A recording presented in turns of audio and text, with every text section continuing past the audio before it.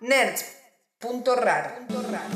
El tiempo, ese manojo de devenires que se pueden alterar con tan solo meter un poco de papel aluminio en un microondas. Pero esa sucesión de amaneceres, atardeceres y aguinaldos. Algunos postulan que el tiempo tiene la forma de una cinta, otros un camino lineal.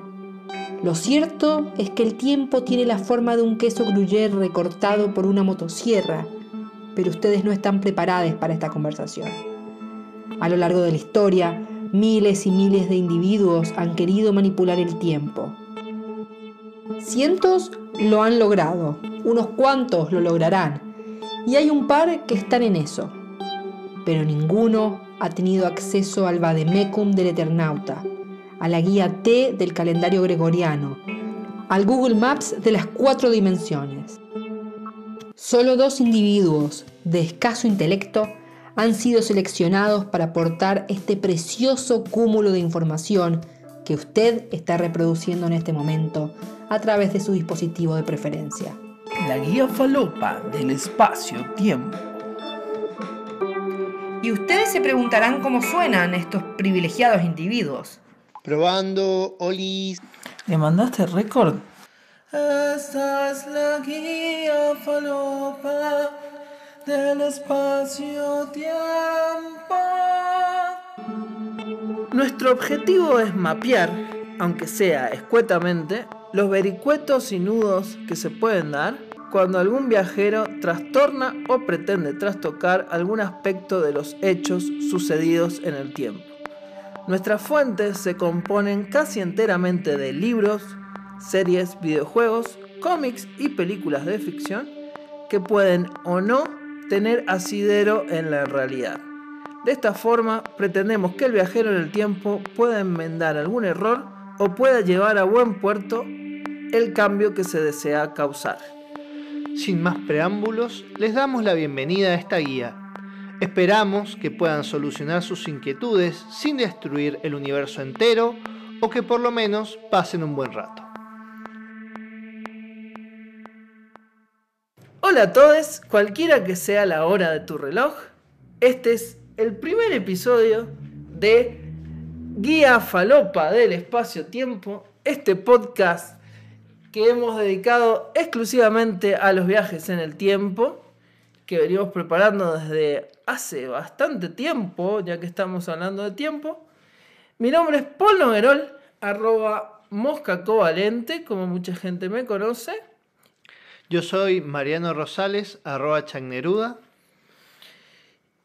Y bueno, este es el episodio introductorio, el episodio donde vamos a empezar a hablar sobre los viajes en el tiempo en la cultura pop. Y la idea de este podcast es tratar de analizar lo más profundamente posible o de la manera más manija posible las ficciones de viajes en el tiempo que más nos gustan. Y para eso a veces nos vamos a servir de este dispositivo llamado la guía falopa del espacio-tiempo, que nos va a ayudar y nos va a tirar la data más importante para que podamos hablar y analizar estas ficciones. Nosotros somos gente muy manija, aficionados de la cultura pop, por si no se habían dado cuenta ya. Así que vamos a meternos de cabeza en todo esto. Primero, para empezar, creo que deberíamos dejar en claro a qué nos referimos con viaje en el tiempo.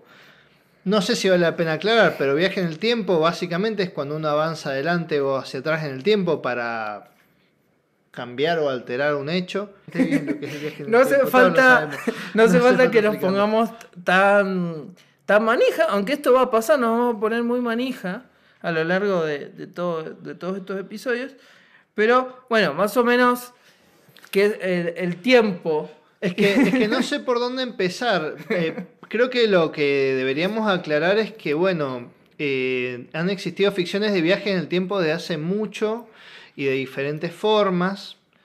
Los primeros viajes en el tiempo se daban de una manera más bien mágica. A partir de La máquina del tiempo de H.G. Wells es que se empieza a dar a partir de una cuestión más bien tecnológica y se empieza a considerar dentro de la ciencia ficción. Para su época, La máquina del tiempo de H.G. Wells fue todo un hito porque de alguna manera el hecho de que el viaje se llevara a cabo a través de la ciencia, era algo que hacía que la ficción fuera mucho más creíble. Entonces la gente de la época, de principio del siglo XX, podía llegar a flashear que en algún momento eso se iba a poder hacer. E incluso hoy día, aunque no lo queramos admitir, tenemos la esperanza de que algún día se invente una máquina del tiempo. Sí, el tiempo básicamente es una percepción, es algo que existe, que nos atraviesa, pero también nuestra manera de concebirlo es una construcción.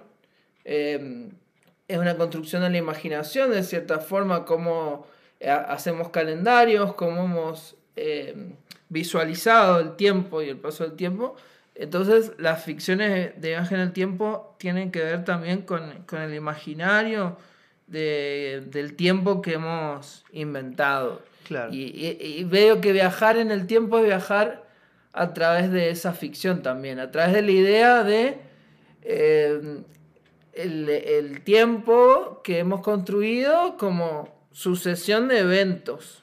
Claro, como personas occidentales del siglo XXI conseguimos al tiempo de una manera lineal, y esto hace que concibamos la idea de viajar hacia atrás o hacia adelante.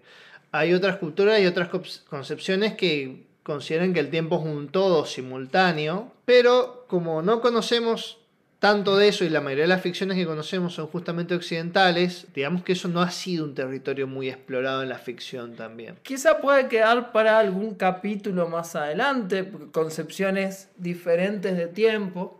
Para empezar vamos a enfocarnos principalmente en lo más conocido. Sí, porque se me están viniendo a la cabeza por lo menos una o dos ficciones que hablan sobre tiempo, concepción del tiempo diferente. Yo también, y por eso estamos acá, porque... Por eso nos ocurre. Había una que se llamaba El árbol de la vida, creo. El árbol de la vida, de Terrence Malick. El árbol de la vida, que era, por lo que me acuerdo, era también como una concepción un par diferente del tiempo. Existen ficciones que tienen otras maneras de ver el tiempo, pero la manera más común que solemos ver es la lineal.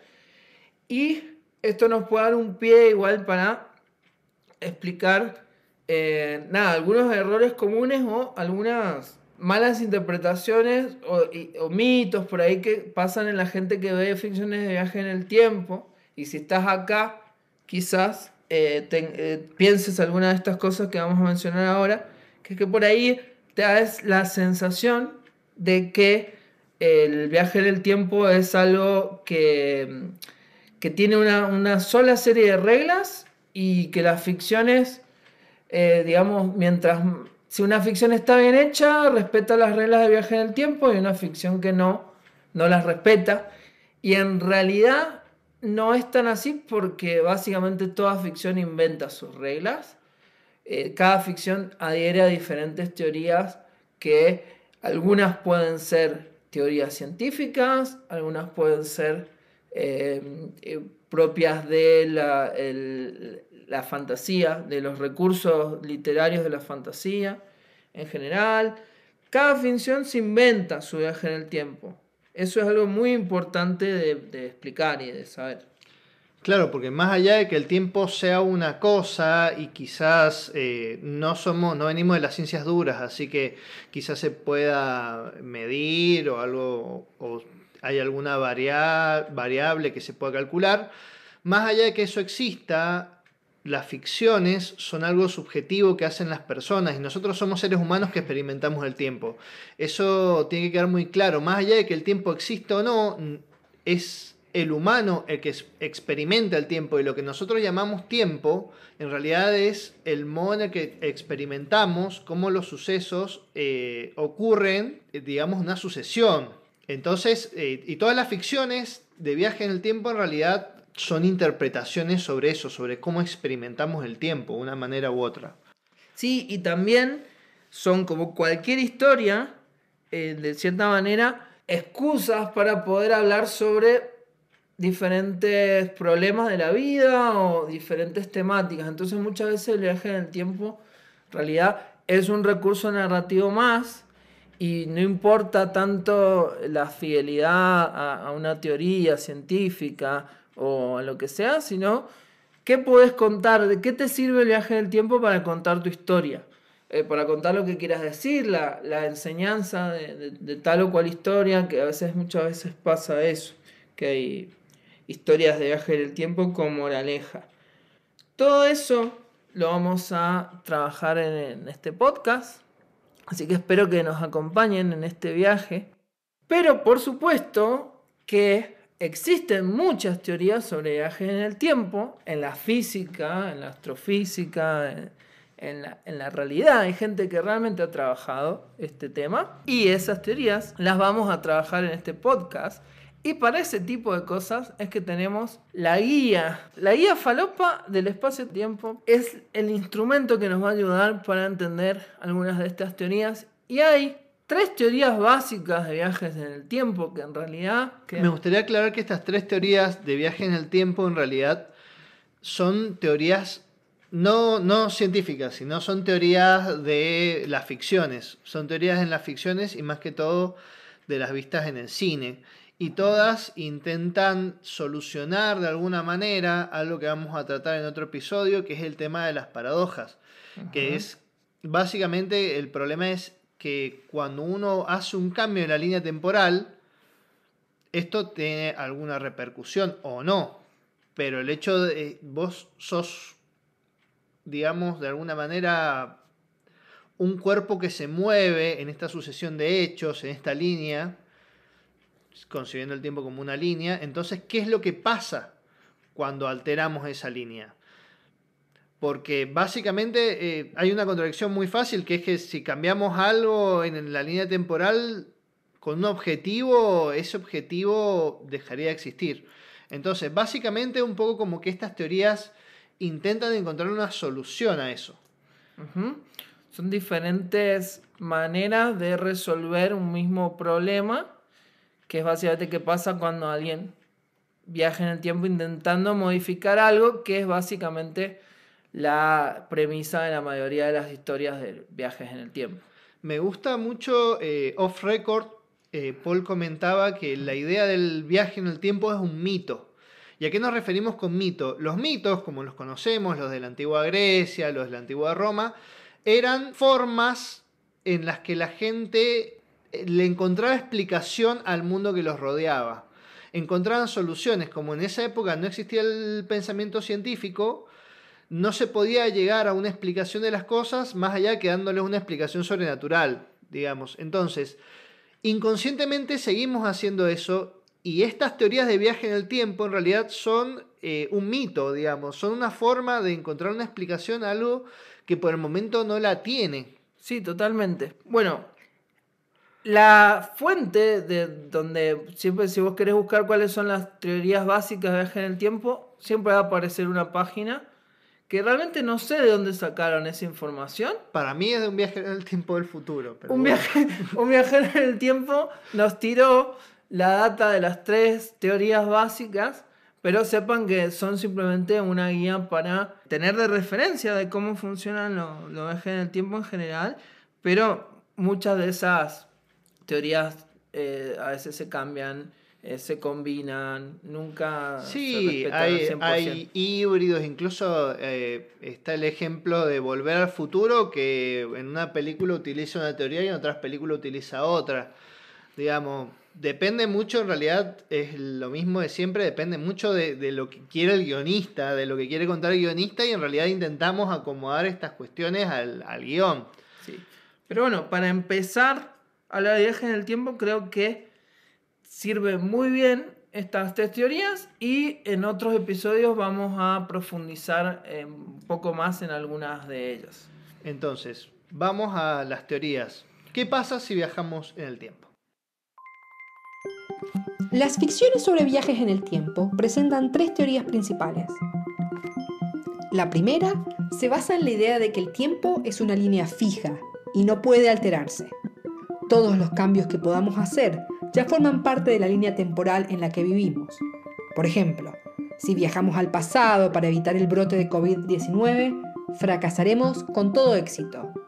Podríamos echar a perder un almuerzo compuesto de sopa de murciélago, pero seguramente no tendríamos en cuenta que en la suela de nuestro zapato llevaríamos compuestos biológicos como pis de gato, restos de manaos de uva y migas de alfajor Jorgito.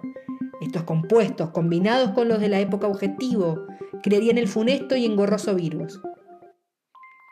La segunda plantea que la línea del tiempo es dinámica y al viajar en el tiempo podemos alterarla.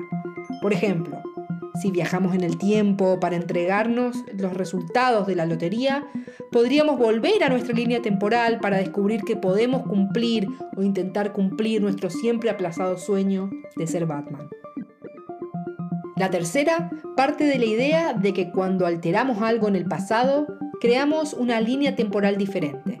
Es decir, que si alteramos algo en el pasado, provocamos que exista un nuevo universo con una nueva versión de todas las personas que conocemos, abriendo así la posibilidad para un crossover multiversal en el futuro.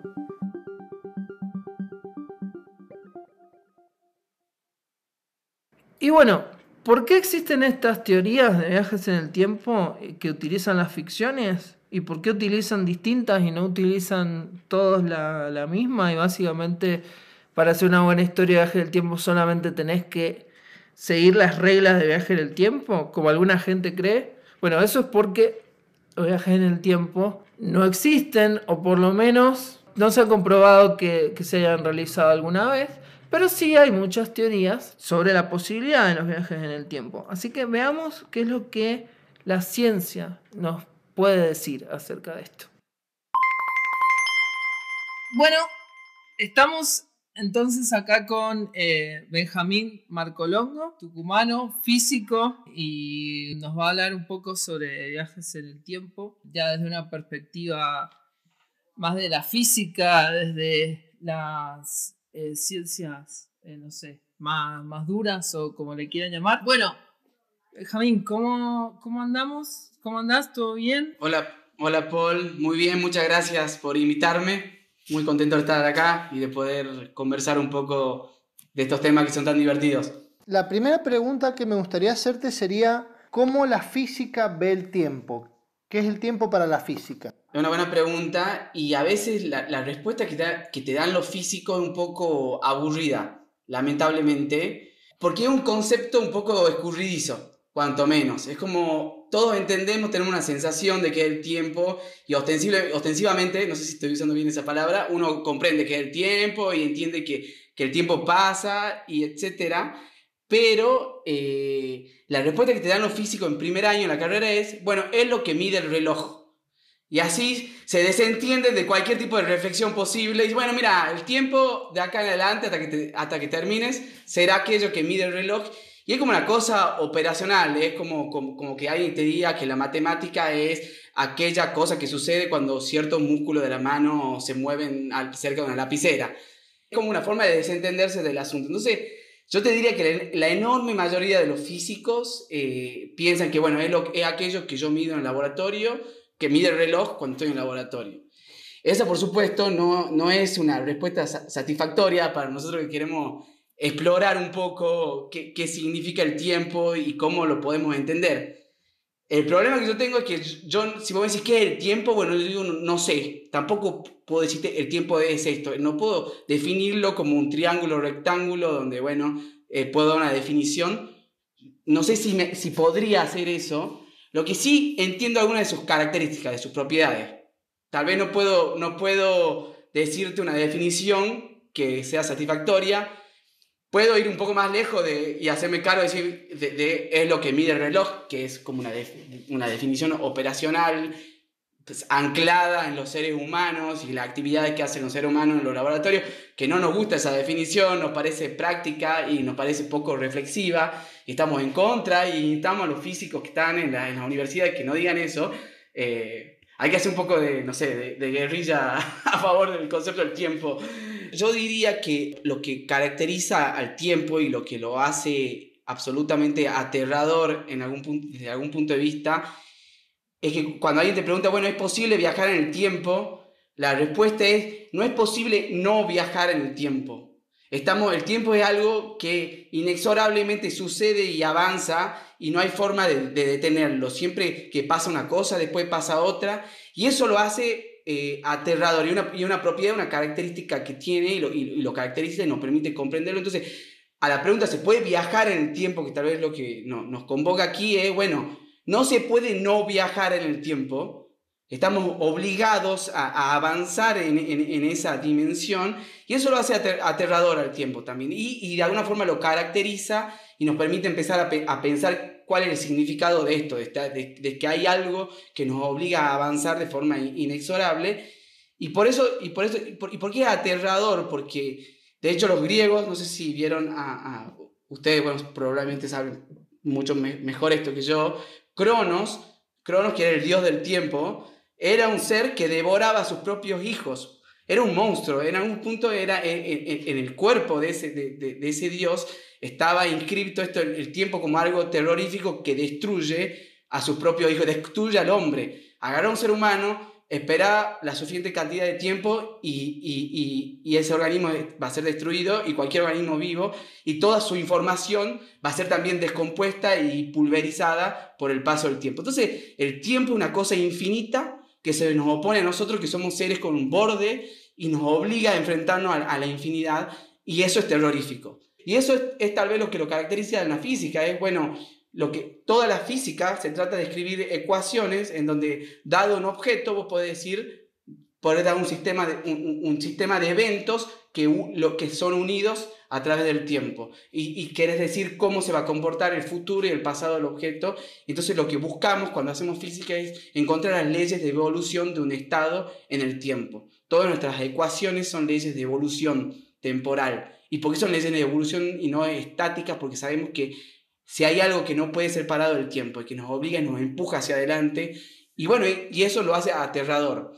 Entonces, desde la física yo te diría que tal vez la principal característica del tiempo es esto, es algo que no podemos no viajar en el tiempo. O sea, entonces cualquier objeto en el espacio-tiempo es una curva, no es un punto. Si vos participás del universo, participás de una curva en el espacio-tiempo, no podés ser un evento aislado, y eso te permite estudiar toda la estructura. Y bueno, desde esa idea uno empieza a construir matemáticas sobre esta idea del tiempo, que no es algo que necesariamente pasa para los objetos que habitan el universo.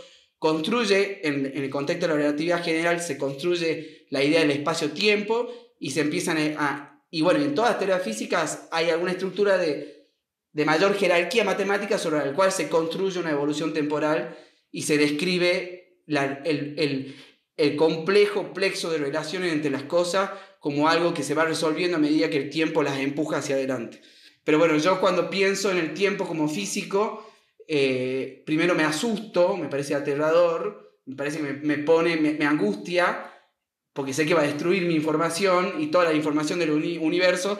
Ahora voy a contar una segunda idea que está atada, muy relacionada con el tiempo, que tiene que ver con la termodinámica. Y bueno, es esto, es un fenómeno en el cual nosotros ponemos en nuestras teorías como lo que empuja a las cosas, digamos. Entonces esa es la principal característica del tiempo para mí, y está muy relacionado con un concepto que se llama entropía. No sé si escucharon hablar alguna vez de la entropía. Es una cantidad que de alguna forma da cuenta de cuán desorganizado cuán organizado está el universo. Y tal vez pensar que el universo se organiza o se desorganiza un poco extraño, pero los físicos saben construir una idea matemática de qué significa que algo esté ordenado, que eso es la entropía. Lo inventa Boltzmann en 1900, y con eso transforma toda la física moderna. Y si hay algo que pasa en los objetos a los cuales les pasa el tiempo, que somos todos aquellos los objetos que habitamos en el universo, es que sus estados de entropía aumentan necesariamente. Entonces la entropía del universo o se mantiene constante o aumenta. Entonces muchos físicos les gusta pensar que hay una especie de línea termodinámica asociada a este concepto de que el universo se va desordenando con la idea de que el tiempo va avanzando. Entonces, en ese desorden que se va produciendo en el universo, se va destruyendo la información. Es como, imagínate un vaso, un vaso es un objeto muy ordenado, tiene orden, y lo pasamos por la máquina, lo pulverizamos, entonces es el polvo de cristal que queda, una cosa desordenada, Y supongo que nunca le avisamos a nadie que eso era un vaso, y hay una comunidad que nunca vio un vaso en su vida, y le damos el polvo ese y le decimos, intenta recuperar de ahí la información que había del vaso. Bueno, es imposible, porque ese vaso le pasó el tiempo, a ese vaso le creció la entropía, y esa entropía destruyó toda la información posible que existía del vaso, que era el universo en su estado de orden. Entonces yo lo pienso por ahí, yo vinculo mucho esas dos ideas, y creo que más o menos es una primera aproximación de qué tiene en la cabeza un físico que no te responde, que no se desentiende la pregunta cuando piensa sobre el tiempo. Me gustaría hacer dos referencias literarias con respecto a lo que vos dijiste, Benjamín, de atrás para adelante, típico de un viaje en el tiempo. Primero, lo que vos decís de que el tiempo pasa inexorablemente me recuerda mucho a esto de La máquina del tiempo de H.G. Wells, que es una referencia para nada física, sino más bien literaria, que él planteaba que el tiempo era la cuarta dimensión, solamente que nosotros caíamos constantemente. Entonces sería como que el universo va cayendo constantemente en ese pozo que lleva a la entropía. Y después, con lo que decías de Cronos, es bastante interesante, porque es verdad que el hombre le ha tenido miedo al tiempo desde siempre, e incluso todos los personajes, o la mayoría de los personajes griegos importantes, tienen un epíteto, que es como una especie de subtítulo, como que, digamos, hablaba sobre su personalidad. Aquiles era el de los pies ligeros, por ejemplo, y Cronos era el de mente retorcida. Para que tengas una idea de cómo era representado este titán del tiempo en la literatura. Era un villano. Claro, un perverso que nos trae acá para destruirnos, para devorarnos. Es terrible, ¿sí? Ahora lo que estás diciendo me hace pensar, nosotros en este podcast de idea también es pensar un poco por qué contamos ficciones de viajes en el tiempo, y creo que puede ser también una forma de imaginariamente lidiar con esa frustración y esa conciencia de que es inevitable el paso del tiempo y es inevitable la eminente destrucción de todo, básicamente.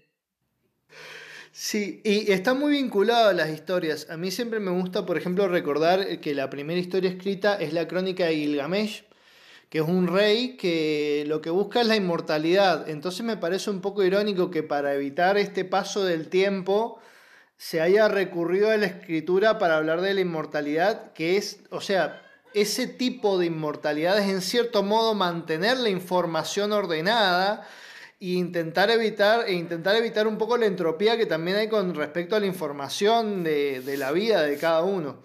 Así que...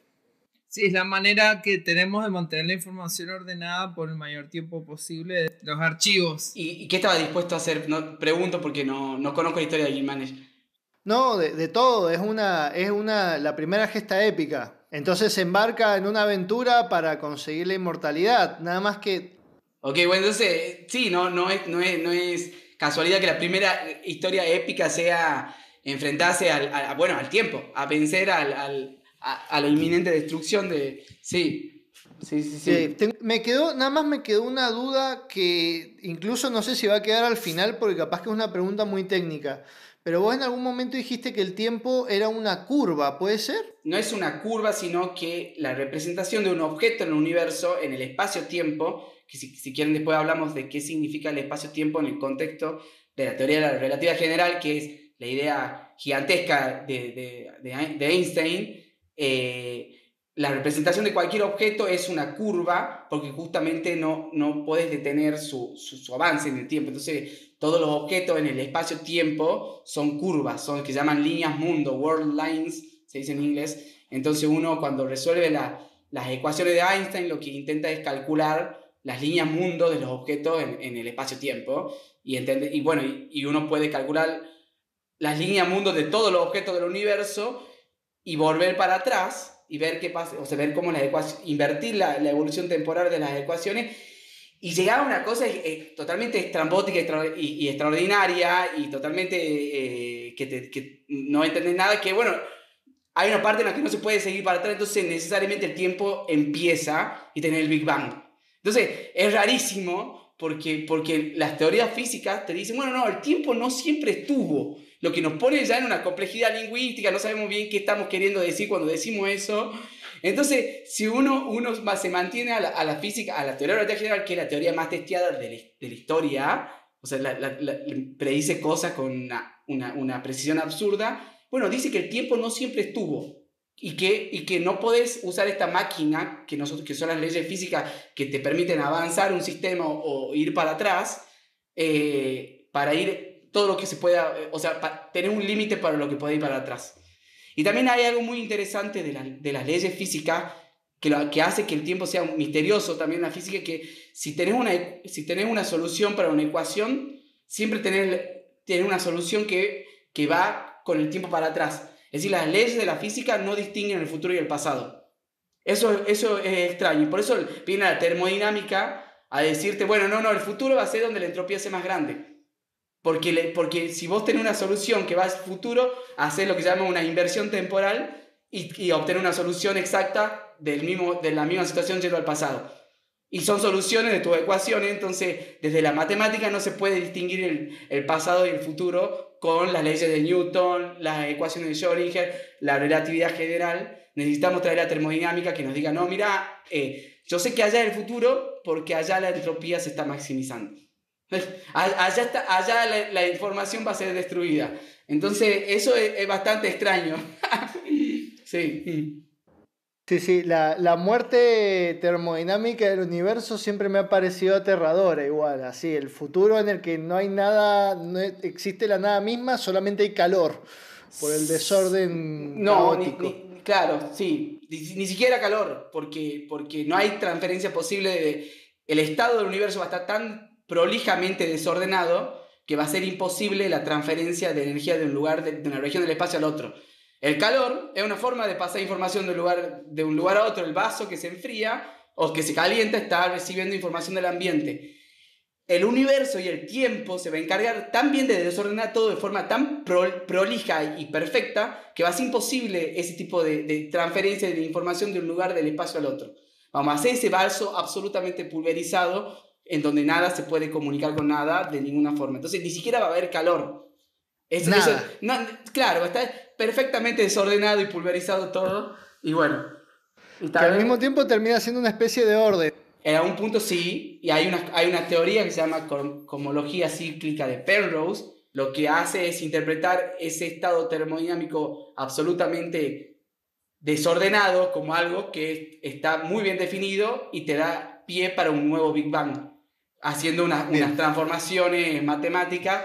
Penrose, que no es ningún estúpido, él dice que, bueno, que el estado ideal para producir un Big Bang es el estado de la muerte termodinámica del universo. Entonces, la muerte termodinámica del universo tiende a producir un Big Bang. Está bueno lo que decís y es curioso cómo al final terminamos en otra idea recurrente del tiempo, que es la temporalidad cíclica, porque al final termina siendo también eso, empezar de vuelta el Big Bang otra vez, y llega un punto que no sabemos qué vino primero, si estas maneras de ver el tiempo o si la observación del tiempo como es, ¿no? Hasta qué punto influye nuestra manera como humanos de percibir las cosas, porque esta teoría otro ciclo, también concebirlo como un ciclo.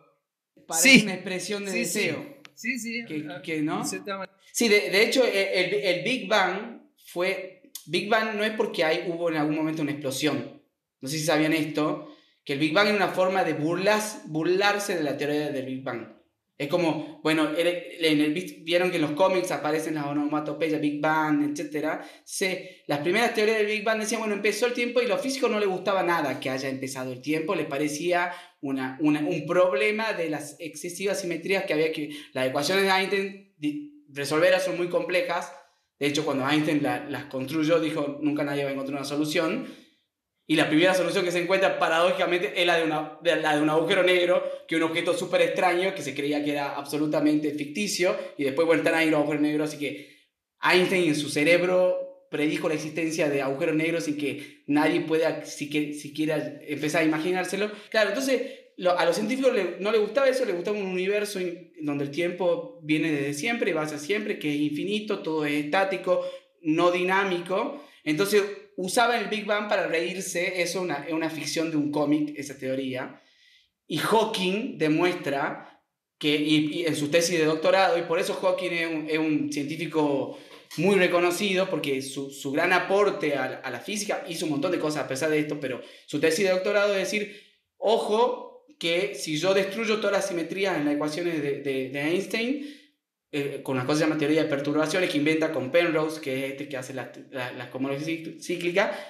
necesariamente en toda posible teoría de la relatividad general va a haber un Big Bang. Entonces él demuestra que en cualquier imaginario posible de condiciones para las ecuaciones siempre hay un Big Bang. Entonces él demuestra en las cuentas de que no podemos escaparnos del Big Bang. Y por eso Hawking eso lo demuestra en su tesis de doctorado y por eso se vuelve un científico extraordinario. O sea, como ahí empieza a ser valorado como ya era obviamente un físico brillante, pero para mover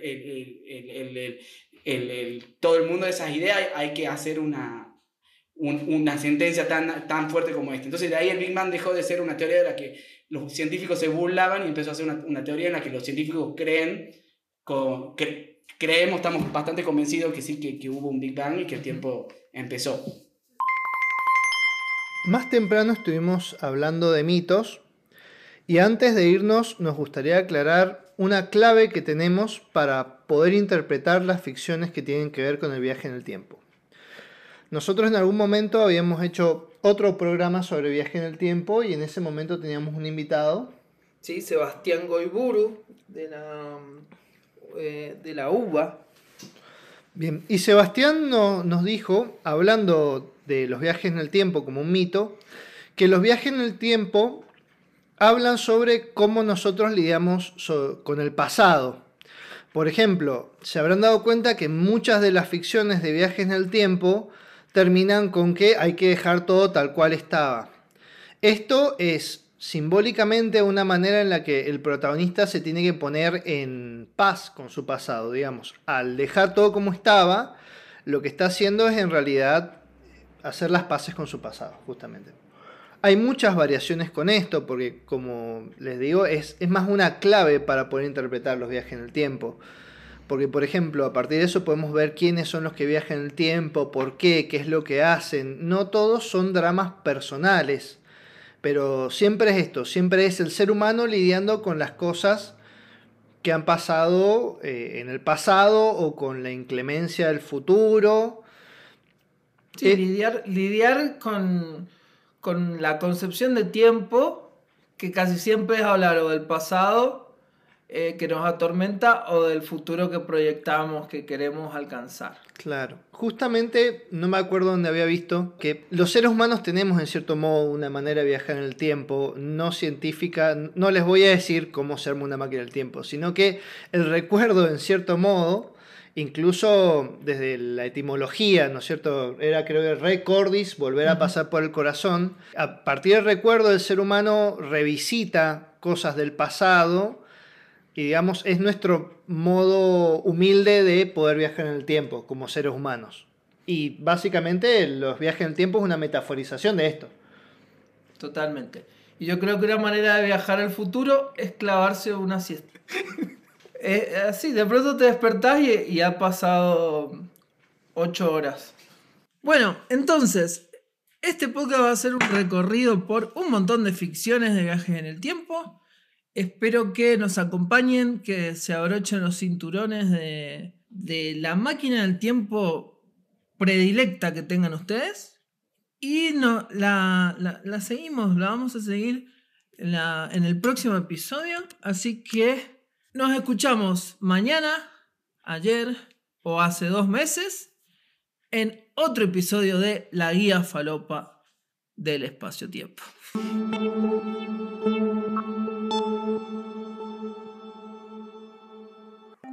La Guía Falopa del Espacio-Tiempo es una producción de Nerds.ral. La producción es de Pono Derón y Mariano Rosales. La locución es de Angélica Jiménez. La edición es de Angélica Jiménez y Santiago Pereira. La música es de Pono Derón. Si te gusta lo que escuchaste, ponenos like, 5 estrellas y seguinos en Instagram como @laguiafalopa del espacio-tiempo, todo junto, y en Twitter como @laguiafalopa. ¿Cómo era acá? Ahí está. Ok. Hola a todos, cualquiera que sea la hora de tu reloj, este es el primer episodio de La Guía de la Falopa del Espacio-Tiempo. Mi nombre es Paul Noguerol, también conocido como Mosca Covalente. Yo soy Mariano Rosales, también conocido como @chacneruda. Y bueno, este es el podcast dedicado exclusivamente a los viajes en el tiempo que hemos decidido hacer. Lo venimos planeando desde hace muchísimo tiempo y por fin tenemos el primer episodio que va a ser una introducción a este mundo de los viajes en el tiempo. Che, Paul, tengo un solo problema. Dijiste mal el nombre del programa. Ok, como dije. Dijiste Guía de la Falopa del Espacio-Tiempo. Y es Guía Falopa del Espacio-Tiempo. Ah, ¿va a ser guía? un D. ¿Va a ser guía falopa o va a ser la guía de la falopa? No sé, pensé que habíamos quedado con Guía Falopa. Ok. Yo lo venía escribiendo así, pero no Ok, sé. decíamoslo en vivo. ¿Qué nombre vamos a preferir? ¿Guía falopa o guía de la falopa? A mí me gusta más Guía Falopa del Espacio-Tiempo. La guía falopa del espacio. Me gusta. La guía falopa del espacio-tiempo. Muy bien. Entonces esto va a salir al aire directamente. Probablemente sí. No podemos viajar en el tiempo y cambiarlo, ¿no es cierto? No podemos hacer el viaje del tiempo. Ok. Hola a todos, cualquiera que sea la hora de tu reloj, este es un nuevo episodio de La Guía Falopa. La Guía Falopa del Espacio-Tiempo. Pará, es la Guía Falopa, no es la Guía de la Falopa, es la Guía Falopa. Muy bien. Bueno. Vamos a empezar entonces. Hola a todos. Acordate, estaba bueno lo que dijiste de un primer episodio. Hola a todos, cualquiera que sea la hora de tu reloj, este es un nuevo episodio, el primer episodio de La Guía de la Falopa del Espacio-Tiempo. Otra vez.